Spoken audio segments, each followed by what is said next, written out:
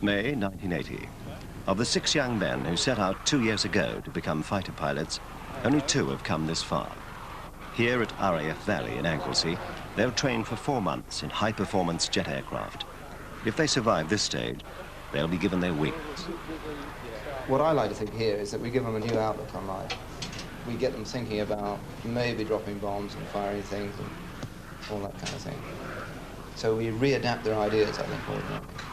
And we like to think we shove them out the other end a bit more mature and a bit more idea about what they're going to do in the future.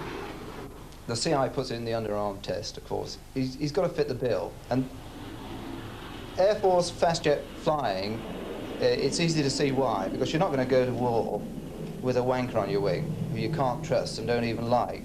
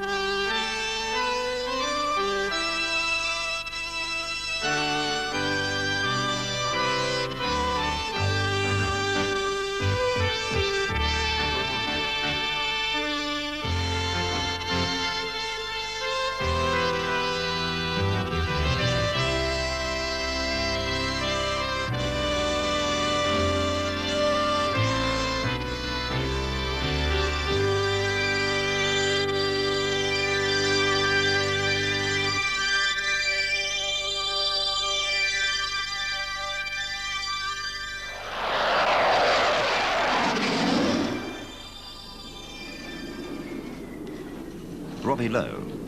He is described as a flyer of good average ability, but his report contains the cautionary note, he is a slow learner. You get people who start getting into a lot of difficulty and they stop enjoying it because it is very hard work. They stop enjoying it, and I think that's the start of the downfall. I enjoy having achieved what I've achieved, but at the time it seems like hell, you know, and all the planning and everything. But after you've done it, you think, oh, that's great. John McRae prepares for an artificial flight under a fluorescent sky. His report says that his excellent potential as a flyer could be prejudiced by an unpredictable temperament. He'll spend 21 hours in this simulator, getting acclimatized to the sophisticated controls of the more advanced Hawk trainer. Roger, start your checks now then. Okay, sir. Please, yes, I turn.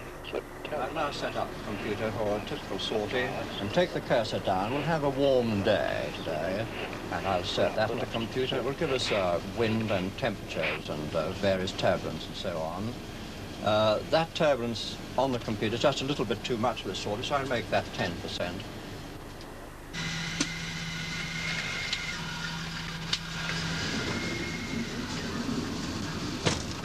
He's got, let's see, 25 miles to run. He's on the correct heading, but in a moment I'm going to give him an emergency. And in this particular case, we'll give him a generator failure. So I'll just select that emergency now. The means of doing this is selecting page 28. I've selected on that left-hand VDU, and there are the electric failures. And we'll be just a little bit sneaky on this one. We'll fail one of his batteries before putting that fault in. So I'll just put the cursor against battery 1, low charge, and make that active. He has now only got one good battery, and it's already now, when I press this insert button, the fault will become active. It is active, and if we look over to the right here, we'll see on this video the voltage is increasing. As it gets to 30, the overvolt relay will work. There we are. We've got AC1, AC2, and that will be followed by generator failure. There we are. Okay, 24 volts, DC reset, nothing. Pan, Delta, Delta, Juliet, 234, pan. Delta 234, London Mill. Your nearest suitable airfield is Shawbury. Steer for Shawbury 140. You have 25 miles to run. 140 for Shawbury, Delta 234 is an electrical malfunction request. Immediate ascent VMC below and handoff to Shawbury for priority landing. He has made an emergency call on London Mill North, and now I'm directing him towards Shawbury and letting him down to 4,500 feet. You can see the aircraft. He is descending at just over 6,000 feet per minute, and he's reducing height at the moment. He's coming down below. There we are, just passing 12,000 feet at this time. Delta 234, you're now under radar control. Set the Shawbury QFE 1012 and advise set. 1012 set, passing 9, Delta 234. 25, Delta 234, check the latest cloud base of this area. Delta 234, steer now 155. The local weather in the Shawbury area is 88 cloud at 2,000 feet. High-speed flying at high altitude demands perfect fitness. Even a simple cold can ground a pilot. Robbie Lowe's had the bad luck to develop what's thought to be a sinus infection and has been grounded for 4 weeks. That's the lake. At 250 feet, you can't see that. That's right. Basically, the problem that I went to the doctor with was that I just wasn't breathing as good as I should be. I was lying in bed at night breathing through my mouth simply because I couldn't breathe through my nose. I was sniffling. I had pains up the front of my head. Sort of a sensation that there was something trying to burst out between my eyes. At first, I treated this as a case of mild sinusitis. I had him on a short course of antibiotics and some decongestants, and of course I stopped him flying, because flying, when you have bacteria in the upper respiratory tract, tends to cause problems with the pressure changes.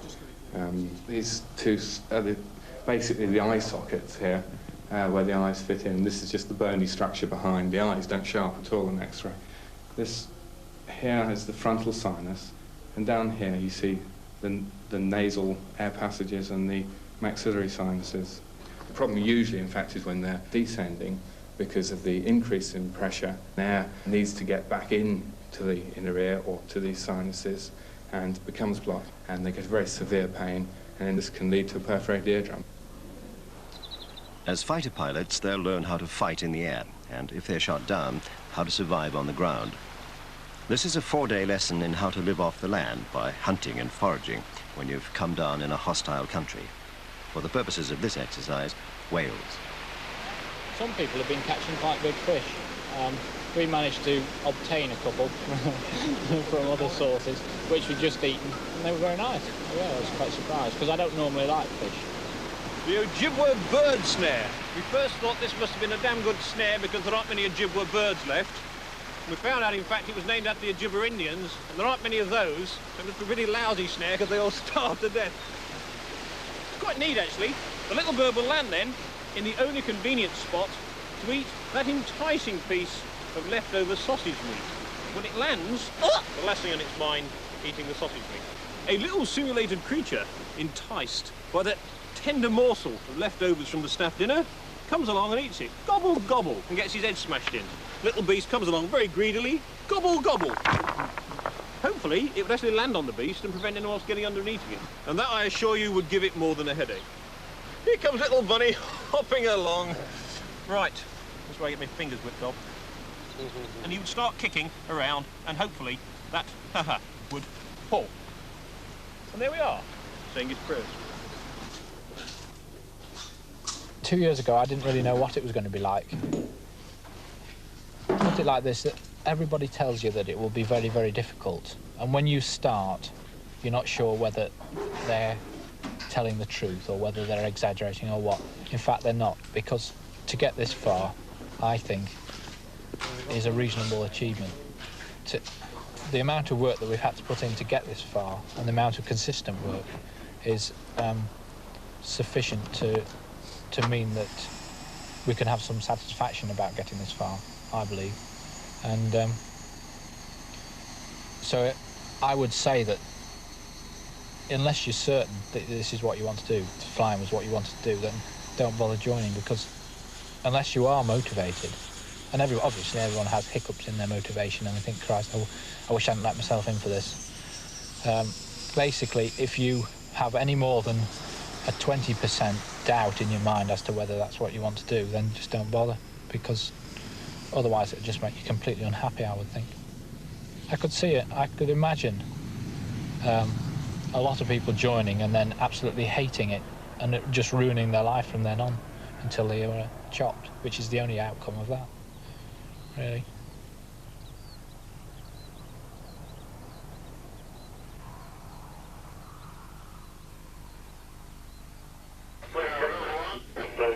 Rover 1, could you go to...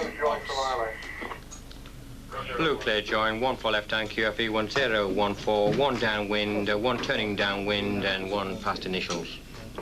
Bravo 61 clear roll. Bravo 61 2 ahead, surface wind 20021. Blue final 9 green. Blue clear overshoot, 1 on remaining.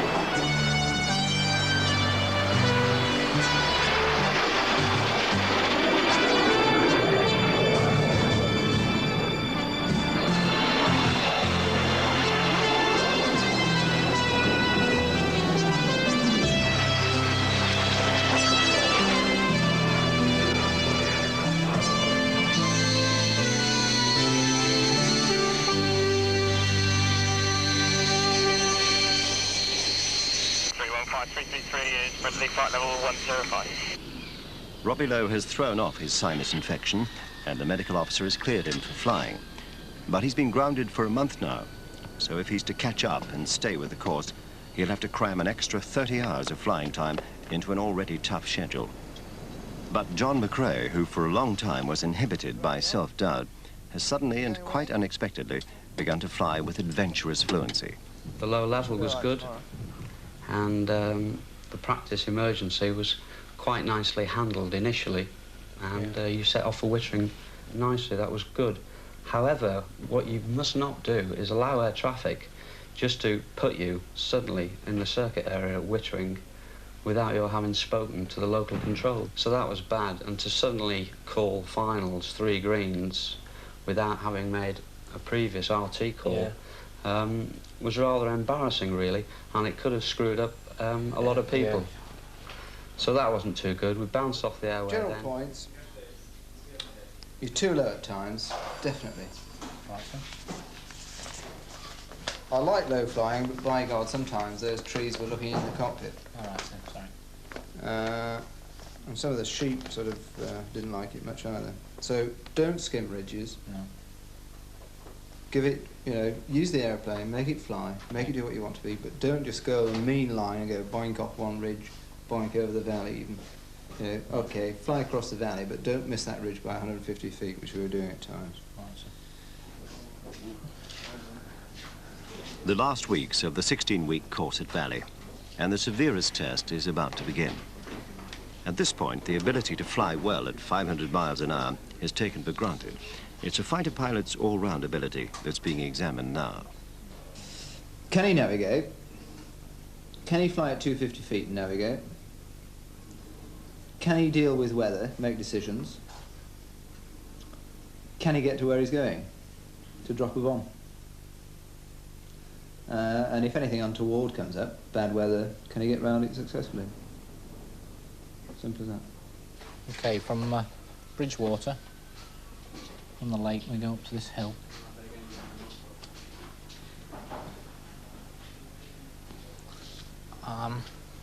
Which crosses the Severn. In fact, it flies up the mouth of the Severn, and then through this system here, which is it's got a little pink arrow, which means it's a one-way system. So at low level, you must only fly northwards in that section. There'll be a south one as well somewhere there. From there.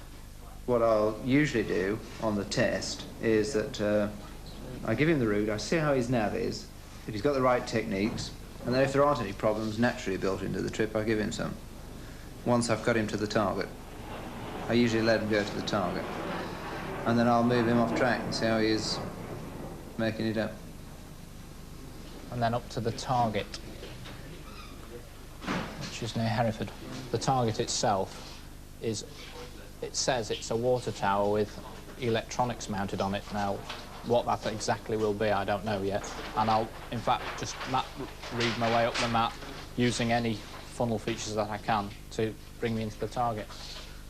What people tend to do is to over-map read. They'll go along, thumbing down the line, getting it all right, and their speed will start going wrong, and their heading will go wrong, and suddenly they'll find that the things on the ground just are not matching up with what they've got. So then they panic further, they diverge from heading further, they go slower, and it all gets worse and worse, and eventually, you know, they're not with it. So really that sort of thing means that they haven't been flying this the way they've been taught. The good guy will go down and he'll map read, and he'll be able to look out, which is not a natural function either. You've got to practice looking out. And that also is something I check up on, is whether they're looking out, because if I see more aircraft than them, then they're not looking out. Or they'll see some weather sat on a hill, and they'll fly straight towards it because it's on track. And they sit there, and they sit there, and they sit there. You know, and you just wait for the decision. And sometimes it just doesn't come. What do you want me to do, sir? Oh, I just go ahead and crash.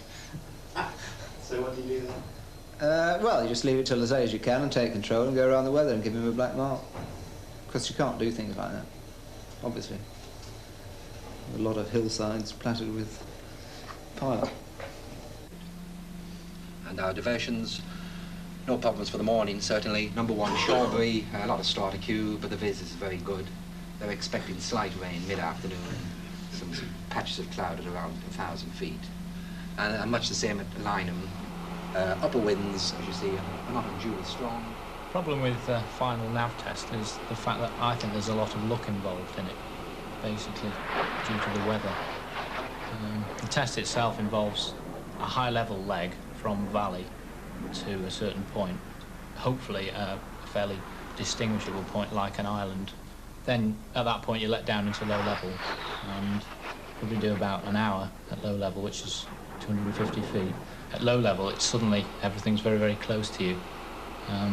250 feet is only what the height of 4 or 5 tall trees, and at 420 knots, which is what we're flying at, say 500 miles an hour, it's fairly exciting. When the public see a low-flying aircraft, sometimes they misjudge the height, shall we say, because it can be quite frightening to have an aircraft fly over you, especially if it comes from behind a hill. Why do they teach you to fly low level so avidly? Why do they? That's the point, yeah. Because I think it's going to be the only way to avoid radar. The radar systems they've got nowadays are so good that if you fly anything much above 250 feet, they'll see you. And in fact, in a war, there's no way about it. People will be lower than 250. They'll be down at 50 feet if necessary. They used to do it in the Second World War with Lancasters. They used to take them down to 50 feet, so, and they didn't have the radar systems. So it's obvious that that's what's going to happen. Because an aircraft travelling very, very fast, very, very low, is not only impossible to track by radar, it's almost impossible to bring any sort of gun to bear on it because it's passed so quickly that you just can't hit it. And I think that's the way it'll work, as fast as possible, as low as possible. We're only learning at the moment, you know.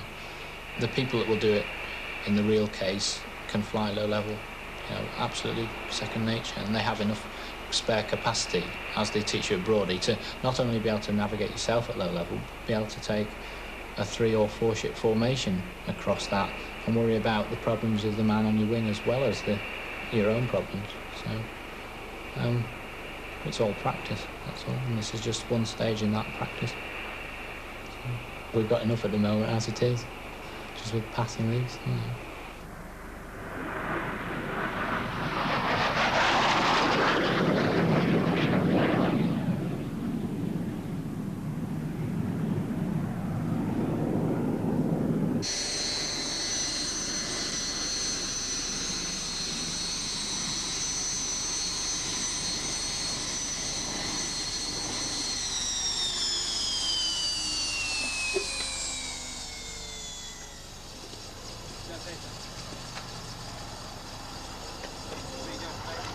It's all right. How'd he do? All right. Yeah. Yeah. Don't look so surprised. No. No, it was nice. Nice day, nice weather. Lovely. No problems. Don't you give him a kiss? Well done, John. See, you almost got a smile there.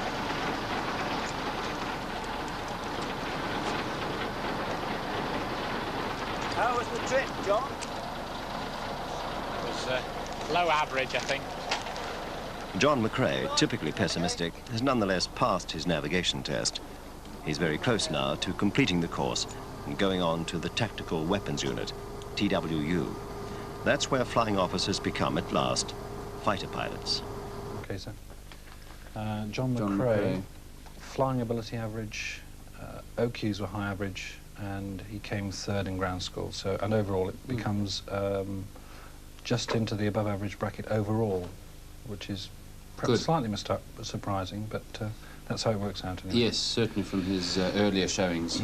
That's nice to hear. Yeah, he was high average on general handling, high average IF, average nav, low average at night. He didn't like night at all, and average in formation, but getting better all the time, as a lot of them seem to do. Yeah, yeah. And we would like to recommend TWU. Good, good. Yes, we were flying with him yesterday on his FHT. It certainly seemed that he would be good at TW material. His main thing is, I think on his write-up, we must ensure that he is treated moderately. I think he was a very nervous individual. Yes. And if he could develop his own self-confidence, I think he'd be a far better aviator for it. Yeah. It's not a very good picture for Robbie. He's come out bottom of the course on every count. Low average across the board so far. And therefore we've got to look at his TWU possibilities. And they're not all that good, I wouldn't have said. We'd like to recommend him for multi-jet, possibly Canberra. His captaincy should probably be up to Canberra standards, I would think. Working with the crew. How do you think he'd fit with the crew? I think he'd fit fairly well. He's a reasonable enough personality to act as an aircraft captain. But we don't see him really in a single seat or even a twin-seat high-performance role. No, no. At the moment. Maybe a Canberra tour under his belt, it might make a difference. Give him a chance to mature. Yeah. And take it from there. Hello, Robbie. Sit down. Sit on the hard seat if you don't mind. Robbie Lowe, the slow learner, after intensive extra training, has managed to catch up with the rest of the course, but at a cost. I'm sorry that it wasn't to be TWU, but I think for yours and the Air Force's sake, Canberra's is a better start for you. Now, you will sink or swim by the food that you feed yourself. I give 3 little watchwords. No doubt everybody on the course will say, hey, what did he say to you? But basically, there are 3 watchwords that I consider are vitally important for a guy like you going into the Wired Air Force. Preparation, application, and dedication. 3 little guidelines that I ask everybody to think about. Preparation, application, and dedication. That's preparation for every single sortie, no matter what sortie it is. IF, formation, weapons, which is something that you'll be getting onto, something totally new, great, great fun. The points go downwards, if you haven't seen. We bless the wings. Almighty God, from whom all blessings flow, bless, we pray, these wings, so earnestly desired and deservedly gained by these your servants.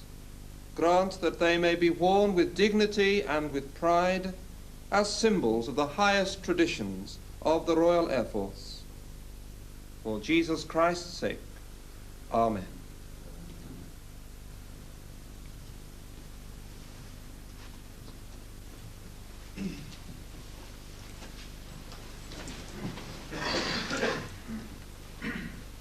Pilot Officer Robbie Lowe.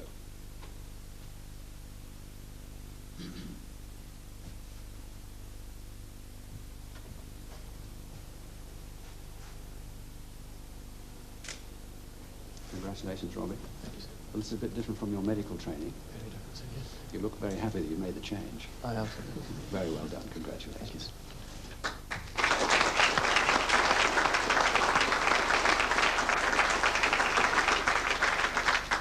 Pilot Officer John McRae.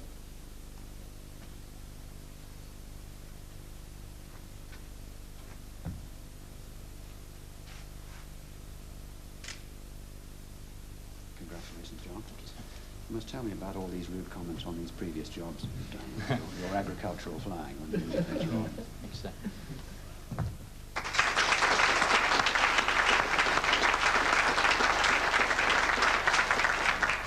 We were always proud of him, but now he's got the satisfaction of wearing these. He doesn't need to doubt himself anymore. I'm thinking what a lot of hard work and heartache has gone into the training that's culminated in the award of these wings, both on John's part and ours, I think. I think he's suffered on many occasions and we've suffered with him. But it's very gratifying now to be able to have reached this stage. Very gratifying. As he's proved his ability to other people and to himself, too, I hope.